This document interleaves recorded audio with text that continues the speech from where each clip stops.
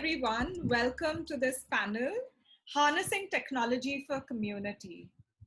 We're going to be discussing how do we use technology to generate change. My name is ElsaMarie D'Silva. I'm the founder and CEO of Red Dot Foundation, Safe City, and I'm based in India. And with me today are three wonderful women who are creating that change using technology by women for women and girls. And they represent different constituencies, but they're also from different parts of the world. With me is Hera Hussain, who's from Pakistan and the founder of CHAYN, based in the UK at the moment. We have Karla Ruiz Cofiño, who is from Guatemala, and she's currently based in Greece. And we have Tamara Abdel Jaber, who is based out of Jordan. So before I go to my panelists, I just want to give a little background why this topic is very important.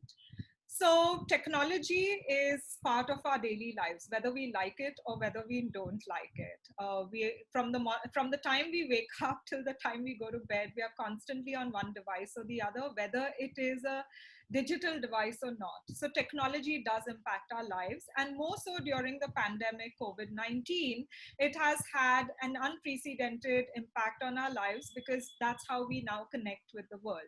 Whether it is for leisure, whether it is to connect with family and friends, or whether it is to conduct our business, our professional lives, or if we are still studying, we have children in school, they're all connecting to their peers, to their communities through technology.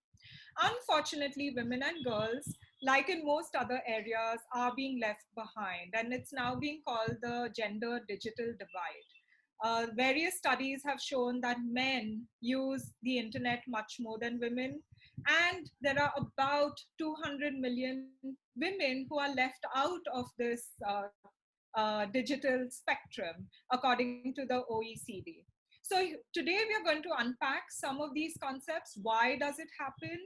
And maybe think of ways how we can bridge that digital divide.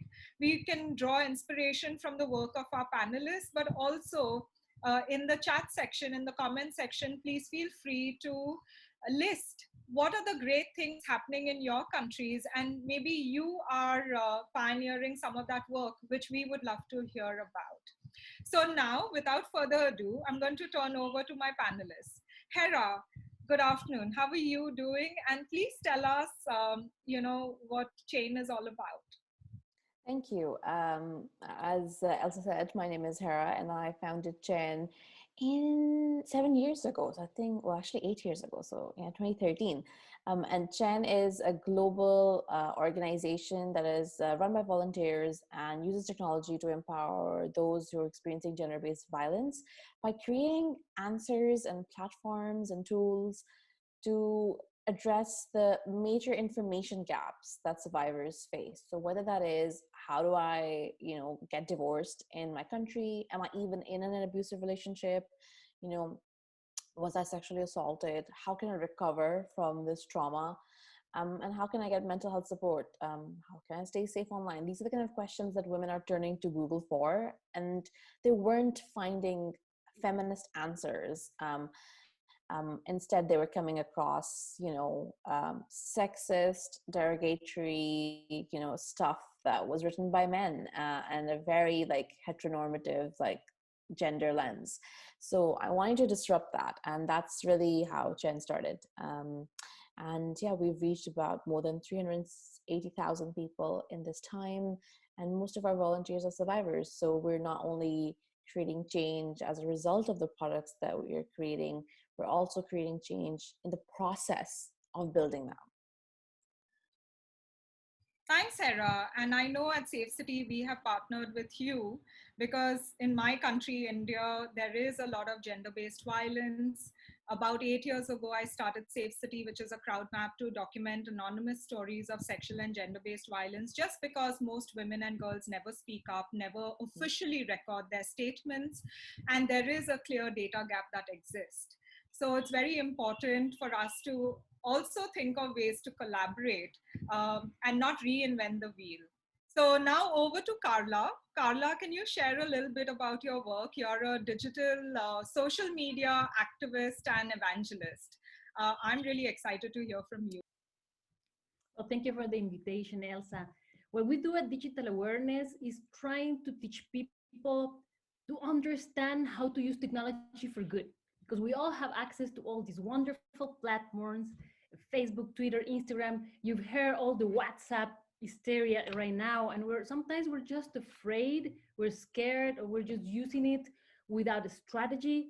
When in fact we can all be influencers. And when I say influencers, it's not, like posting all day long so I can have a lot of followers and then I can sell creams or lifestyle. No, it's so you can really influence the people around you to build a better world. And for me, that is using technology for good. And you can do it in so many ways. Sometimes I have people that they say, I don't like social media. That's why I'm not on Facebook or Instagram. But you use email, you use the phone sometimes for call people. And when you have this opportunity, the things that you can do, when you think like just 50 years ago, we didn't have these tools. And you have people like Martin Luther King, that he was doing so amazing things, but it took a lot of time and passion and commitment and work. Right now, you can be sitting behind your computer, you can just have a cell phone and internet, and the things that you can do are just amazing, but you need to know how to do it. So that's what I do. I'm really passionate about teaching people how to make the most out of all these tools in order to be part of building a better world. Absolutely, Carla. And when you have, resources like these social media tools at your fingertips, which is free for most cases, you might as well be intentional and strategic in how you're using it.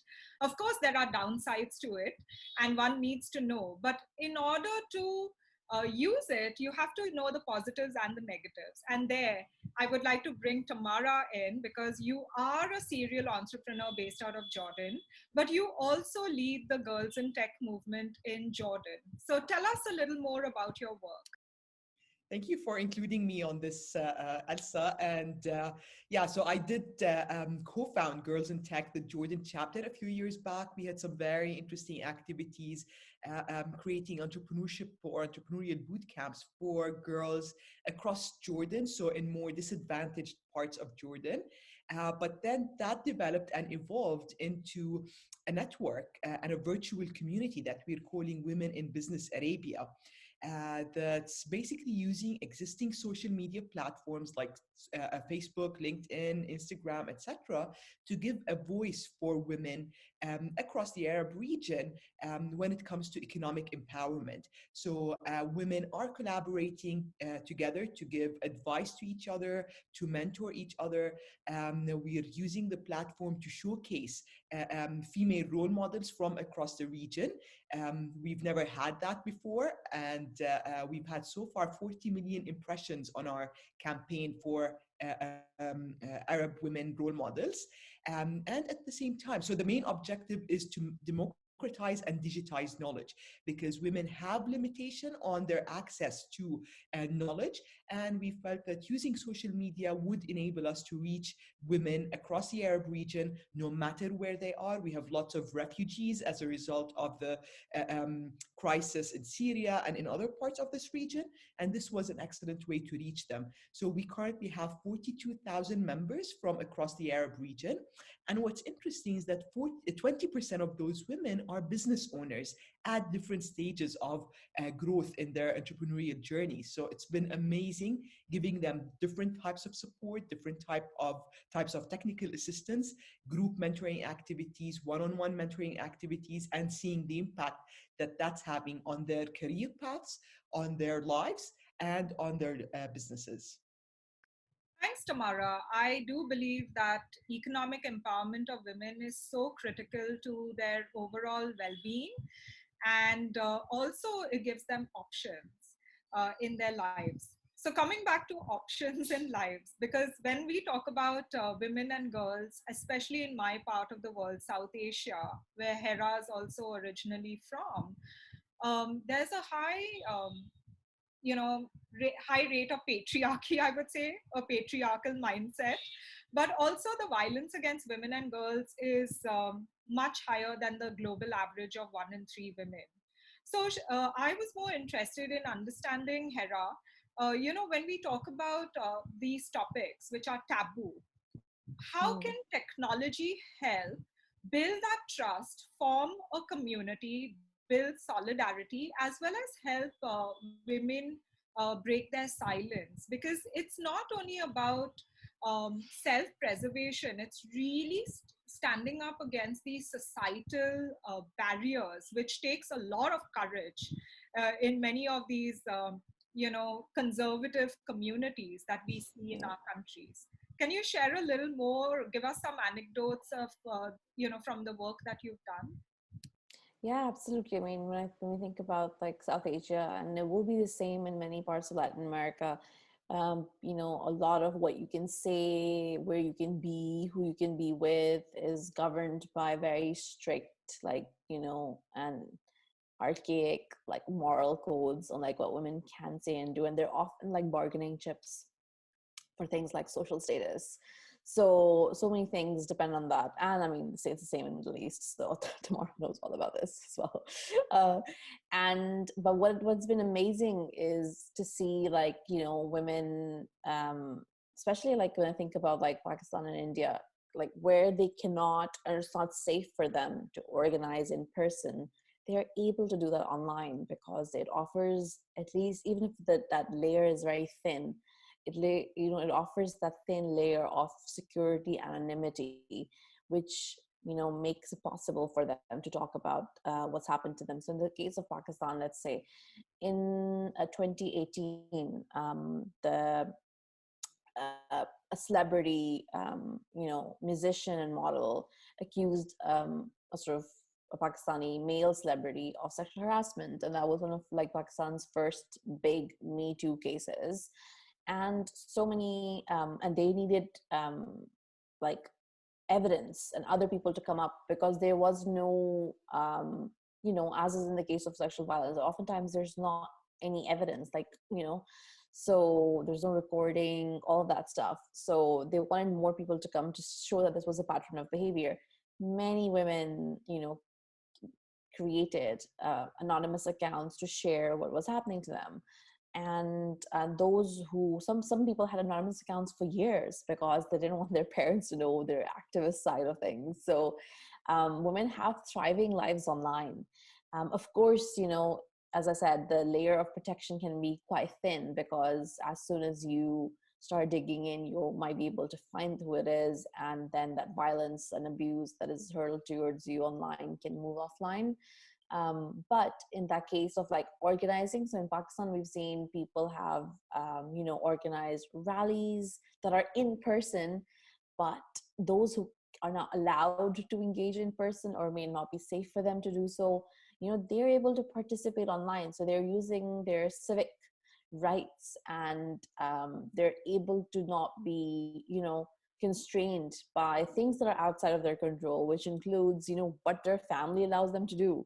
So, because most people stay at home or are married, and again, like your husband has the more power and control in that relationship, even if that relationship is not abusive. So I think there's just the world of opportunities that the web opens for women. It's not just restricted to them accessing their rights. It's about forming online communities, finding friends that have similar opinions, but also being creative. And I think we should never forget that there's so much misery and violence and sadness, especially for women.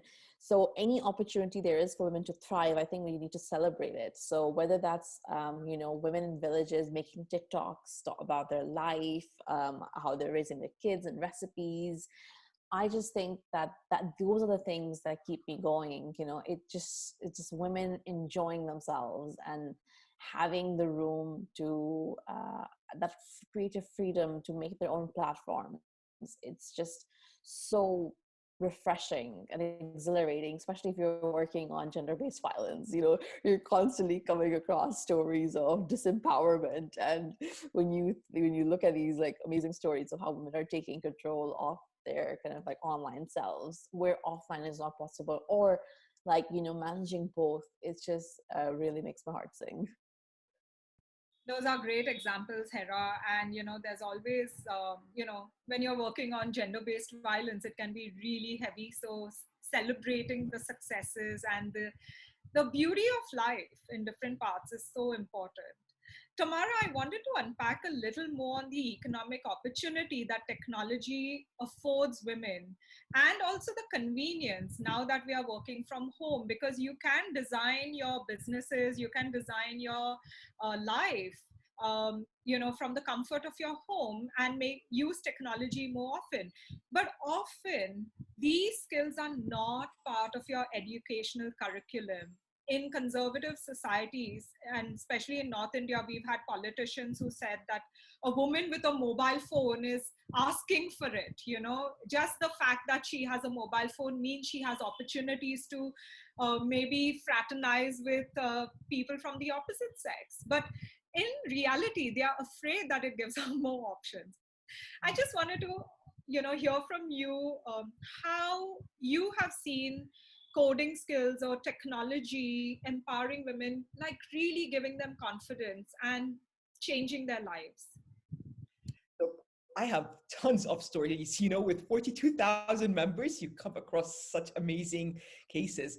Our virtual community was, by the way, recognized by Facebook as one of the most active networks across the MENA region, with 90% of our members being active on a monthly basis. So that tells you that they're finding value in talking to each other and communicating with each other and learning from each other. So several cases, but one recent one I remember was we created a program for group mentorship for women in different industries. So as a result of COVID, we felt that there are specific industries that were more hit than others. And we decided to start with women in the food and beverage industry, especially those who have home-based businesses. So we created this group mentoring program. And just like coding, we decided that we need to bring them mentors who would help them with topics like menu engineering, pricing, selling online, their digital presence, etc. And we had 40 women, we had hundreds of applications. We selected 40 women who took part in 2 parallel tracks, depending on how advanced their skills were, how advanced their businesses were. And that taught us so many things. One thing is that we cannot assume that everyone has access to a mobile phone or a computer and the internet. A lot of those women were asking for the sessions to be in the evening because this is when her husband would be home and she would have access to the internet using his phone. Even more so now with kids doing online schooling, that means that whatever technology tools or internet access that a family would have would go towards the kids. So the woman, the mom, would come in as a second priority. The skills that they learned during those program, that program there, we saw it from their attendance level. An outcome of that was their understanding of the importance and the need for them to group their efforts together and create some sort of a cooperative to make them stronger. So the empowerment that they felt of being together, of learning together was amazing. Another example was so my co-founder and I have been organizing the annual celebration of Women's Entrepreneurship Day every year in Amman. And it's been very successful. We've had ideathons and pitching competitions where women used the awards to seed their businesses, and their businesses still exist. And at best, in such an event, we had 400 participants. And these were very successful events. One year, we decided to take it online. We had 20,000 viewers. Okay, so imagine the number of women who were able to access all that knowledge that were there in the live stream panel discussions. One important thing about technology as well and digitizing knowledge is that women cannot find the time. So they have different priorities, especially now with COVID, when their kids are being homeschooled, studying online, a lot of responsibilities between their jobs, the kids, and their house chores and everything. They can't find, or it's very hard for them to find time for them to develop their skills, to learn new skills. And we discovered that with all the live streamed and digital events that we've been doing, that women find time for themselves in the evening after their kids are gone to bed, after their chores are done. This is when they can think of developing their skills, doing something for themselves. And that's why we saw that the viewership on all our activities goes up at night. So for me, that has been a big proof that technology is instrumental when it comes for women developing their skills in everything, not just coding, but also financial management, things related to their core businesses in different industries. Like I said, that has been amazing. Thanks for those examples, Tamara. And it's not that women are reluctant. It's just that sometimes they don't have their own devices, they don't have the time, and then they don't have the skills. So, Karla, I know you specialize in actually upgrading people's skills. I know with Vital Voices, you always have a module for the women leaders on how best to use social media. And given that we are currently in this time where even WhatsApp is changing their privacy policies and their regulations, and people are confused, there's so much of misinformation, there's a lot of distrust about social media platforms. How do you build the confidence of women, and how do you encourage them that it is a risk worth taking? It's all about information, because this is not the first time that this is happening to us as humans evolving. The first time when they have the first books, people were like, it's not that everybody should be able or have the right to publish books, because imagine, anybody can say anything. And it was a big thing like 100 years ago.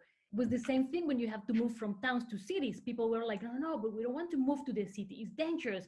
But you need to move to the city, because if you want to be economically independent and to evolve, you have to move. So there's always been this technologically, and not just technological, there's been like phases where we as human beings, we are afraid of change, or even worse, we start using the things without having the information that is happening with social media, because it's there, it's for free, it's so easy.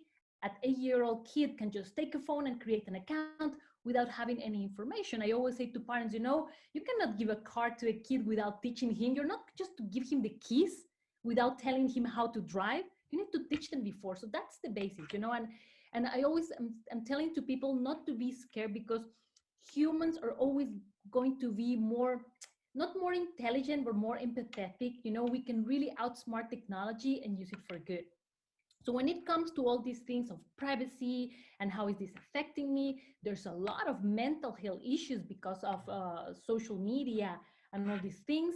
It's all about learning how to use it, because we can really make so much out of it if we put rules, if we know how to be more productive, if we know about digital detox, digital well-being. There are so many things, and all the information, it's out there. So my point, the most important point that I want to do with my digital awareness program is that if as a woman, I'm telling you, okay, as a woman, you have so many challenges, so many problems. Sometimes you are in an abusive relationship, you're not economically independent. You can have many challenges. If I ask you, okay, what do you need to solve your problems? The answer is not money, because I can give you $1 million. If you don't know how to go out of that relationship, it's not going to solve your problems. I can give you $1 million. If you know how to be an entrepreneur and how to make the most out of it, you're just going to lose the money, and it's not going to solve your life. But what you need is to know how to access the information so you can create options. Having the power to create options is the most amazing tool that you can have. And the number 3 is how to create influence. Influence is more important than money, that connections, that everything, because once people can trust you, and you can convince them. You can convince them to, care for the planet and not use plastic bags for going to the supermarket. And when you start convincing people and you're like, oh my God, I convinced 5 people and now they're 25 and now my whole family is not using plastic. And then you're like, now I can convince my community. And then you know that you can go from not using plastic bags to other things that really matter more. You can sell more. You can the idea is that becoming an influencer is not just about having followers, but it's like understanding that you have a power to really better your own life by changing your environment, by changing all the people around you, starting with your circle of influence, that is just your family, the people you work with or you go to university, all the people around you, and then you start going wider and wider, and suddenly you see that you're living in a better world and that you're going out of all these problems and challenges, and not with money. That some people, they think that money is the answer, and it's not that. We have the answer in our hands. So that's what the whole program, a lot of people, they think that digital awareness is a lot about, okay, the best practices and best techniques and when do I post and how do I post. And it's more, it's not just about that, it's more understanding who you are, what are your values, and how can I convince the people around me that we have all to be the best version we can be, so that together we can really change the world. Yes, that's very important, and for example, simple things like how do you use your social media pages. For on my page there is no doubt as to who I am and what I stand for. You won't not understand that I have an affinity towards women's rights, which during COVID-19, unfortunately, we saw a spike in domestic violence. And I had so many people reaching out to say, how can, we help? How can, we get help to this person, my neighbor suffering, and so on and so forth. So, Hera, I wanted to ask you, in your community, did you find that there was a spike in domestic violence, or what really happened during COVID-19 that affected women, and how was CHAYN able to help them? Thanks. Yeah, it is a sad truth that domestic abuse incidents soared during the pandemic peak last year, and it is continually happening because we're still not over yet. And it's CHAYN's work kind of is around the world, so I see patterns in different parts. The increase has been that in some countries women have called helplines more, in some other countries they've called helplines less, like in Italy.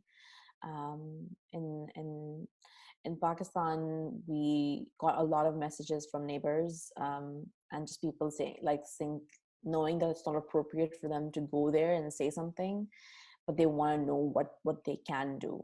And calling the police is not like the best option, because the police is not going to be very helpful. The survivor is most probably going to be returned back to the same home, but now there's been a police complaint, so the abusers are even more unhappy for bringing shame. So we did a lot of work last year to support survivors in different ways. For example, we launched a new service called Bloom, which was offering remote trauma support for people, targeted at people who've left abusive relationships, or it's safe for them. Their devices are not controlled, and they have some level of autonomy or can manage that risk. So we offered courses on recovery from domestic abuse, sexual violence, boundaries, anxiety, and trauma resilience. And that was very successful. We kind of hoped for 300 people, and we ended up supporting more than 600 with our 5 courses. People signed up for multiple courses. So we had about 1,600 course bookings. And that's a complete brand new service. We also did a lot more social media check-ins with people, giving tips like grounding exercises. We created a lot of content around sexual violence, because while people were talking about domestic abuse, I think a lot of people weren't considering the survivors of sexual assault who face a different kind of trauma, especially if the trauma comes from outside of their relationship. Then the recovery often relies on having a strong community of support, and when you're indoors and cannot access that community anymore, or your regular therapy sessions, it can feel like you've kind of stuck. So we launched a new service for those of which we had already planned. And so we kind of went into turbo mode. I don't think we've worked harder in any other year in 7-8 years than last year. And everybody did a lot of work. And I was just so happy to see so many organizations step up. And as you said, Elsa, it was really good to see people reach out and kind of take notice. Though I always wonder whether that is short-lived. Or I think a lot of people talk as if domestic abuse started happening, during this time. And I'm always like reframing and like, no, it's always been happening. These are like aggravators. They could be just like sporting events are aggravators. This is like increasing the conditions which allow domestic abuse to happen. It is not creating the phenomena. So I just think that at least the fact that governments are taking notice, have made like gender-based violence as part of their COVID strategy, that people who've never reached out to us before, Elsa, are suddenly reaching out to us asking for her advice. And people are trying to bring the focus back to them, saying, what can I do in my capacity as a citizen, as a neighbor, as a friend, as a cousin, as a family member, I think, and as a colleague. So I think these are great like opportunities for activists like us to give them that, not just that confidence, but also like really practical advice about what they can do to enact change. Thanks, Hera. Karla, another form of violence also increased during this time, online harassment. It's not that it appeared only during COVID-19, like most people think domestic violence started during COVID-19. But because we are mostly now online, and people who weren't online have also moved online, it's just like the physical violence has moved to a digital space. So have you seen that happening in your community? And what are your tips for people to counter that, to protect themselves from that? Yeah, I have seen that, especially for teenagers in younger age. So everybody receives some kind of abuse. You have bullies, you have trolls, especially when you start building a voice, which is what I'm convincing people. You have to build a voice, you have to be out there. When you start being out there, people is going to come here and they will, if you're doing something because you're doing something good, people is like, why are you sharing the good things that you're doing? You just want to have more followers. If you're doing something, you will always have people saying good things and bad things. And those bad things is not like, especially when you're talking to teenagers, it's not something that you can just tell them, that it is not true. You have to ignore them, because it happens to you. If somebody tells you right now, oh my God, what an awful panel. Your English is not good, your pronunciation, you feel bad. Even if it's not true, you feel bad, and that damaged your brain. So really, it's we can create just like a 2-hour session just for talking about it, but the information is out there. You really need to go to be trained. That there is a very, very nice platform that is called the DQ organizations, Digital Citizenship Organization, and they really have a whole curriculum with evaluations and everything to know how about to understand cyberbullying. Silent cyberbullying is the one that you do to yourself, because you're following all these top models and travelers, and they have all this life, they have this gorgeous boyfriend, and you look at your husband and you're like, he doesn't look like that. And then you feel bad and you're inflicting yourself, bad things in your brain. So we do that to ourselves also. So in this dq.org, I will put it in the comments when this is posted. They have like all the curriculum so that you can understand how to navigate. When do you have to block? What to do when you have this comment? Because it's really something that is more like in the psychological level, especially when you're doing it to yourself as well. And then something that is very nice, it has like an evaluation that you have to go through. And unless you can really have the, above 80%, you shouldn't be in those platforms, because you don't have the training to be into that. So especially with people with kids, because now you have 8-year-olds having social media platforms, especially for teenagers, for people in their 20s, we're more vulnerable. Please try to get the information, train yourself to receive. It's like when you're gonna go into politics, last year I was invited to, it was the elections in Guatemala, I was invited to run for vice president. And people were telling me, Karla, you cannot take it because it's not in my personality. You know, people telling me bad things that what I'm doing is wrong. You know how you receive. And I didn't know that there is trainings. You can get trained to understand where it's coming. But it's a whole process. It's not just like, okay, I know that it is not true and I'm going to ignore it. Our brain doesn't work like that. So this is one of the really skills that we need to build if we want to be in the digital world. I'm so sorry, my baby's crying out there.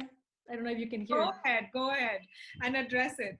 So I was just reflecting that we've spoken about platforms, we've spoken about information access, and of course, trainings matter, but representation matters. To have a panel like this where we have 4 women leaders talking about our work is so rare.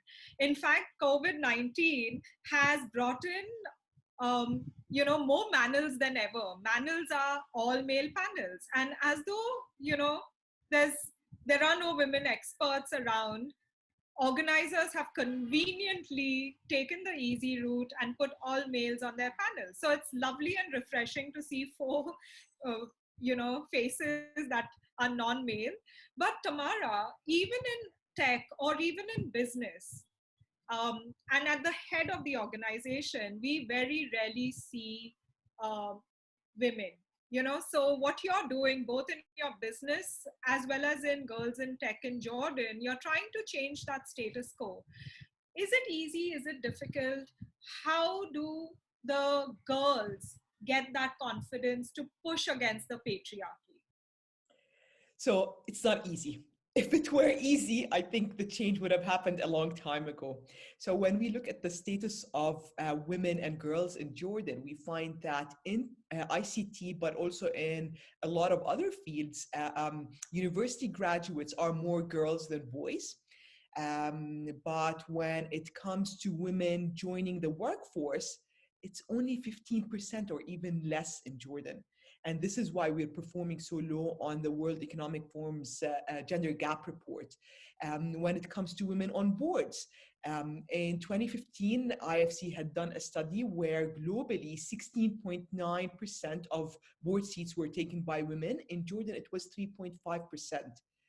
So the numbers are bad. Women are seriously underrepresented. And that's why every one of us feels that we have a responsibility to bring on change. But change is slow.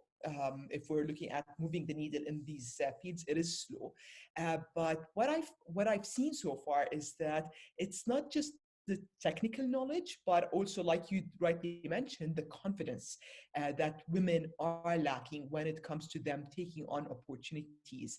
And I feel that that comes coupled with building additional technical skills and helping them with things like their presence, their body language, their things like that, that would boost their confidence and help them attain more and achieve more, whatever they're doing, whatever they are.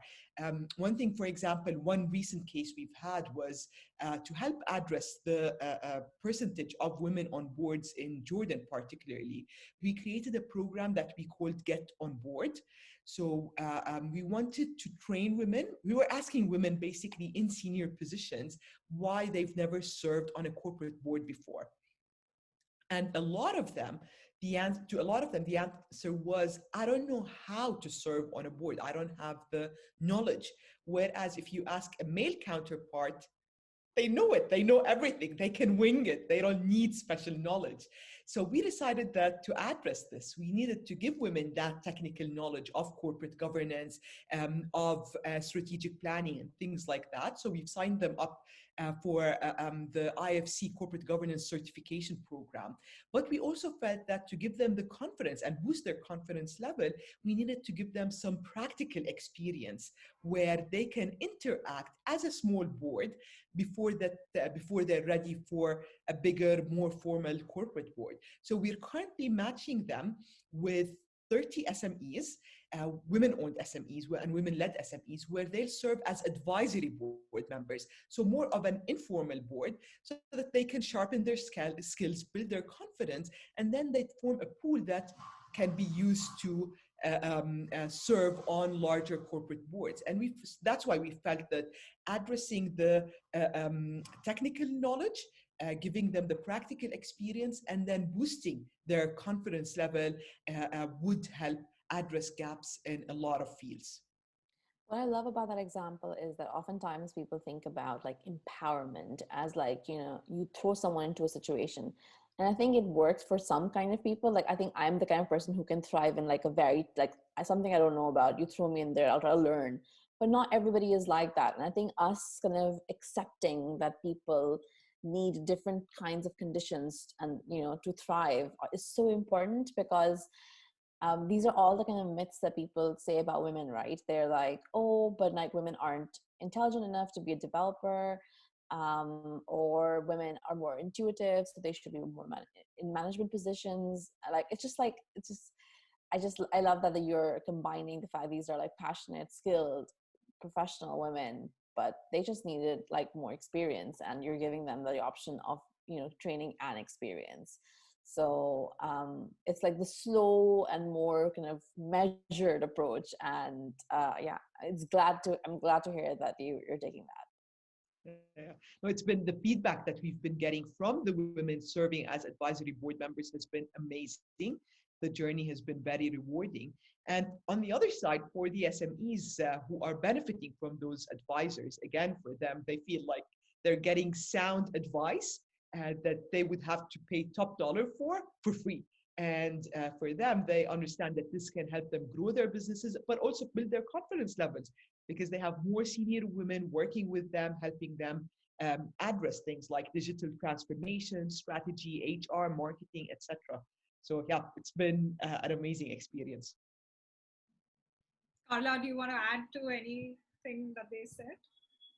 I think that we should definitely replicate this model that Tamara is sharing, you know, because I think for us women, I felt like you were talking to me, because at the beginning when people were inviting me to be part of boards, I was like, but what am I going to say? And I don't know, you know, and you start thinking about your titles and who is there. And I was thinking, but who's sitting? And then you just see that when you're sitting there, you just belong. But I wish that somebody has invited me to do like, you know, something where I could feel more like, okay, now I know that I can do it. I can just feel it in my bones that it will work for me. And I think that we can transport this thing to other. If you want to be a public speaker, maybe just start talking to your cousins, you know, in a small. I think it's a very good case that you're sharing right now, that we should all, the people that are watching us, try to implement in their own countries, because we need more women on boards. Really. I think it's half though, because I think, you know, you talk a lot about, Karla, like building people's confidence. And I think a lot of my work shows that's super important, but so is creating like confidence inducing conditions. So I think having like, so if you place women into extremely patriarchal, sexist boards, that's not really helpful, because it's like presenting them with challenges. And it's the whole lean in versus lean out, I think, debate about, you know, it's not enough to tell women to lean in. The conditions need to change so that women don't have to lean in, and other people are leaning in for you. So I think it's a mix of both. And I don't know, Elsa, what do you think? Because you've actually like, yeah, you're probably the person who I know who is in the most kind of like fellowships and like projects, and you're like everywhere. So my opinion is that we have to put ourselves out more and be more visible in order to change both the patriarchal mindset as well as to gain confidence. And that's why I feel technology has this ability to connect all of us. Take, for example, this conversation.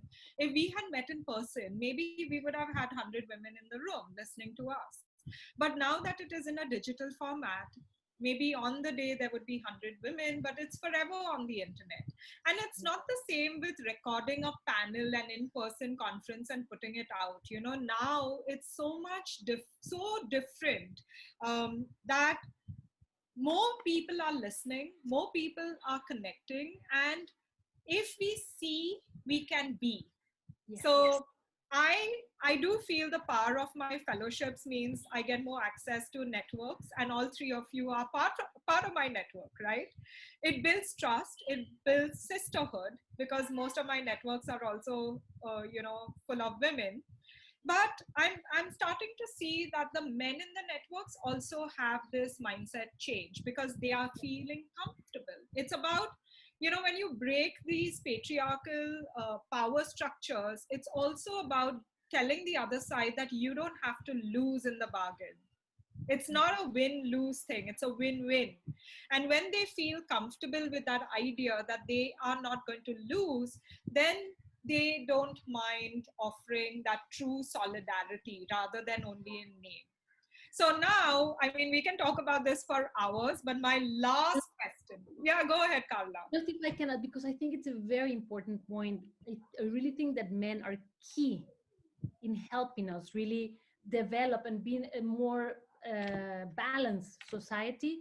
And with all these tools and with the information, you know, something that we have experienced in Guatemala, in the rural areas where people is uneducated, and you can really see the place that women have is so unfair. And it's always, if you have a family and you have 5 kids, 4 of them are women, just the man is going to go to school. You're always choosing, and it's really awful. But now we're seeing in some areas where we're working with men, when they understand, it's not like they're mean, they don't want to be like that, it's just that they were, for generation, that was the way to do it. But now that it's open up to information, that they can see what their daughters can do, that they understand, you can really see the change. And when you convince one man, the change that you can do, they can be our best supporters, ambassadors, and promoters, but they need to understand our point of view and the impact that we have in society when women are empowered, especially girls. Great. So my final question to each of you is, what is your advice to women with regards to technology? Starting with Hera. I would say use technology as if it was made for you, even though it wasn't. So, you know, be loud, bold, safe, build networks, you know, put yourself out there, use it creatively, and learn from others, but like don't hold back. But at the same time, we don't just want like women to be consuming technology, we also want women to be creating it. So, you know, think about things that you enjoy, and if there's something you can do on the internet, whether it's like sharing your art, being a comedian, you know, running online courses, running a business or a nonprofit, whatever it is, like, you know, it's there for you, and you do it, because we not only do we want to see change in the way society thinks, we also want to change the way technology is made. And yeah, I'm so excited about the new generation of like technologists that are women, seeing more young feminists, you know, take charge. I'm all here for it. Great advice. Tamara? I would say that Hera said it all, but for me, my advice would be to look at technology as an opportunity, as a voice for every single woman. Like Hera rightly said, there are a lot of courses where you can use to develop yourself. There are access to opportunities to all these communities that you'd never have access to in a non-digital world. When I look at women in business in particular, I believe that a lot of them were talking about selling online, their digital presence and things like that, but weren't doing anything about it.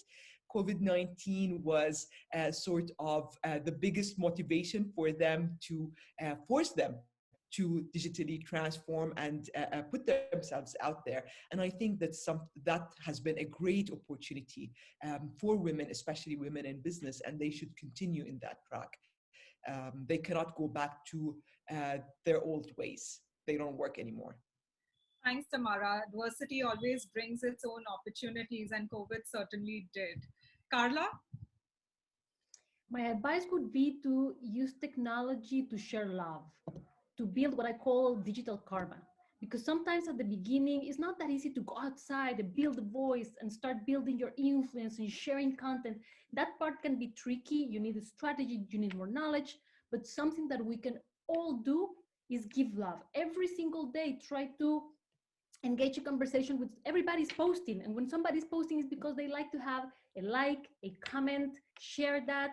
you can once a week, you can say, this is the entrepreneur that I admire. This is a product that I really want to buy from this friend.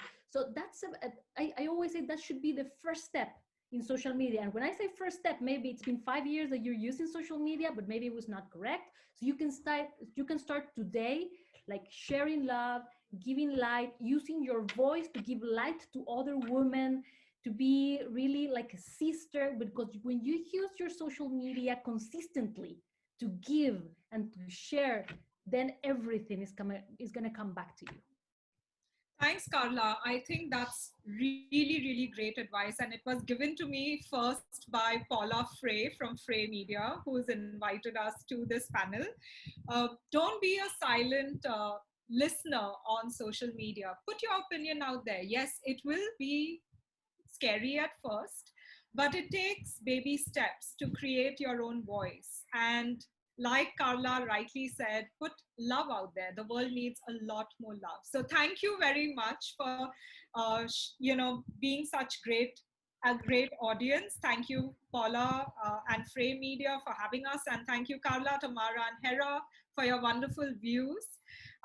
Do share your thoughts in the comment section and we'll try and answer them. Thank you very much. Thank you.